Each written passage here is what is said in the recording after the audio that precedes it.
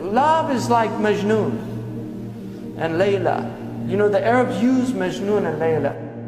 He says, didn't you ask about that place, that neighborhood it's not there anymore?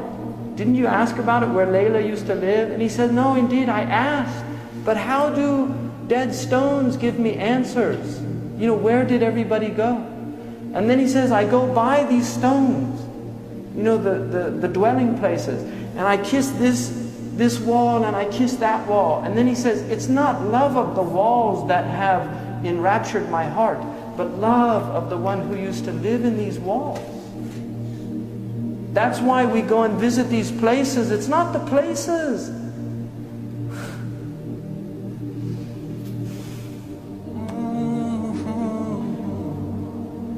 It's the beloved. He was there. That's why we go there. Because he walked there.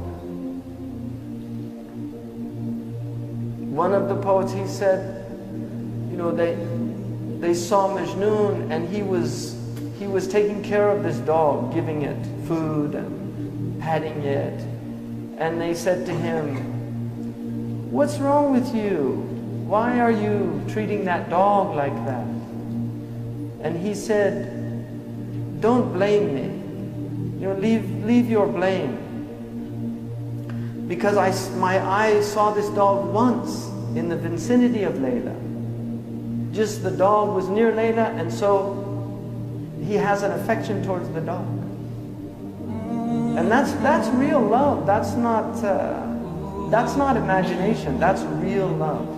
A lot of modern people don't even know what love is. A lot of modern people have lost the capacity for love because they're so alienated from their heart.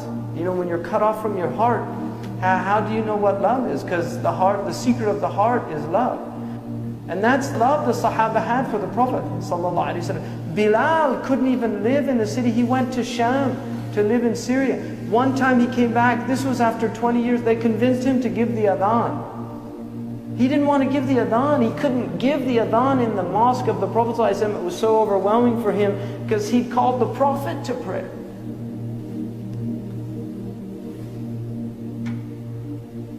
So he gave the adhan and people came flooding out of their houses in tears,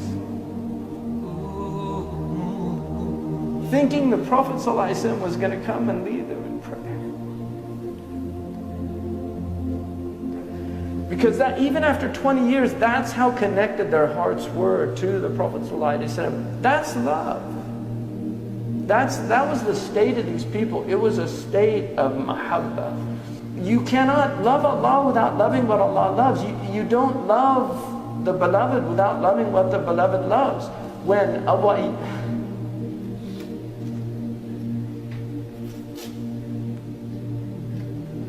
Ayyub al-Ansari,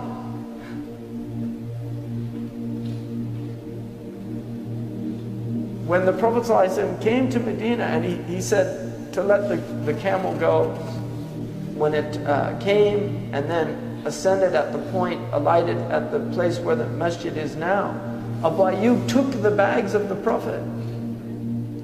And because everybody wanted the Prophet ﷺ, but Abu Ayyub took the bags. And the Prophet said, a man is with his luggage. And he was so diplomatic, he didn't want to offend anybody.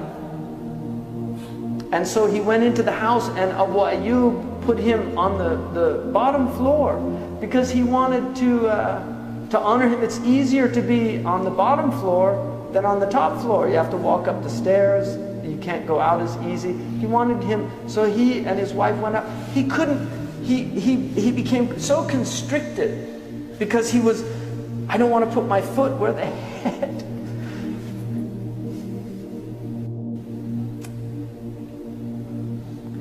You know, where the head of the Messenger of Allah. This is adab. People don't have this understanding anymore. You know, this loss of adab in our age.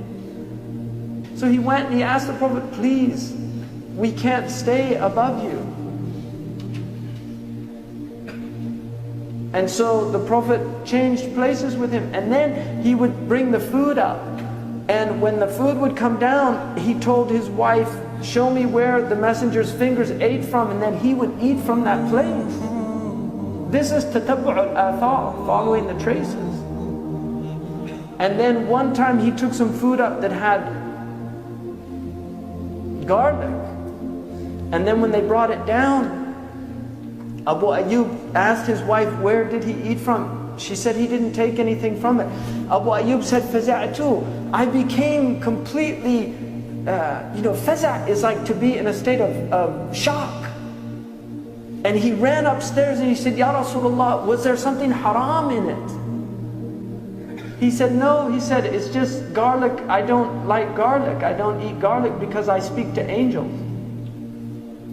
And angels don't like bad sense. Angels like high sense.